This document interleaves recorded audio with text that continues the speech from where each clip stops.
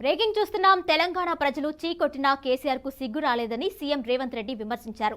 నీటి ప్రాజెక్టుల పేరుతో కేసీఆర్ కుటుంబం దోచుకుందని ఆరోపించారు. సీమాంధ్ర నేతల పాలనలో జరిగిన అన్యాయం కంటే కేసీఆర్ ప్రభుత్వంలోనే ఎక్కువ అన్యాయం జరిగిందన్నారు. తెలంగాణ సీఎంగా బాధ్యతలు చేపట్టిన తర్వాత తొలిసారి తన నియోజకవర్గంలో రేవంత్ రెడ్డి పర్యటించారు. పలు అభివృద్ధి కార్యక్రమాలకు శంకుస్థాపన చేశారు. పర్యటనలో భాగంగా నిర్వహించిన బహిరంగ సభలో రేవంత్ రెడ్డి మాట్లాడారు. 10 ఏళ్ల బీఆర్ఎస్ పాలనపై దుమ్మెత్తి పోశారు. మంత్రులు కోమటిరెడ్డి వెంకటరెడ్డి, ఉత్తమ్ కుమార్ రెడ్డి కేసీఆర్ పాలనా తీరుపై విమర్శలు గుప్పించారు.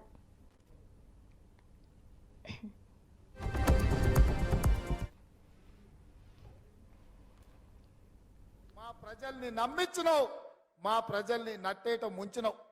ఆనాడు పెద్దలు చిన్నారెడ్డి గారు ప్రారంభించిన తెలంగాణ ఉద్యమం చీమలు పెట్టిన పుట్టలో పాములు దూరినట్టు ఆ ఉద్యమంలో నువ్వు దూరి ఇవాళ తెలంగాణ రాష్ట్రాన్ని పట్టి పీడించినవు.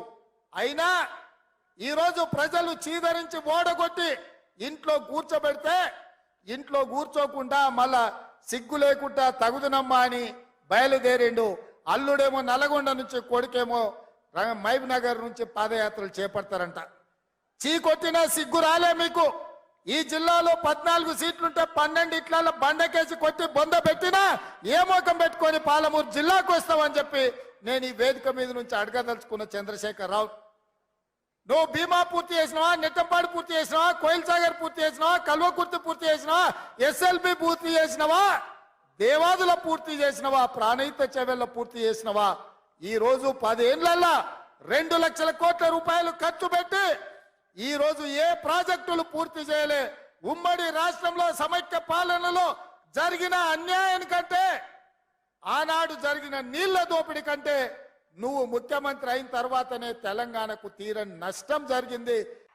అసెంబ్లీకి వచ్చి మన ముఖ్యమంత్రి గారితో ఎదురుగా మాట్లాడగలుగుతాడా? అంత తెలివి ఉంది ఆయనకు? ఆయనకు తెలివి లేదు. ఆయన చెప్పుకుంటే ఆయనే నేనే చీఫ్ ఇంజనీర్ని, నేనే ముఖ్యమంత్రిని, ప్రపంచంలో అద్భుతం సృష్టిస్తా అంటే అది 3 ఏళ్లకే కుప్పకూలిపోయింది.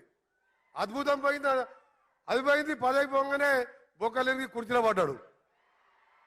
ఆయన వచ్చి రేవంత్ రెడ్డి గారితో కొట్లాడాలని ముఖం లేక హరీష్ రావు ముందు పెడతాడు. హరీష్ రావు దగ్గర ఏమున్నది? ఆయన చెప్తాడు ఇంట్లో ఉంటాడా? ఈయన పైసలు వర్కులు ఇస్తే ఆయన దగ్గర కమిషన్ తీసుకొచ్చి ఈయనకు అప్పచెప్పాలి. ఆయన మరి ఆయనతో మాట్లాడాలి. అందుకనే సోదరులారా, మన కేటీఆర్ గారు కూడా గతంలో ఒక మాట అన్నాడు.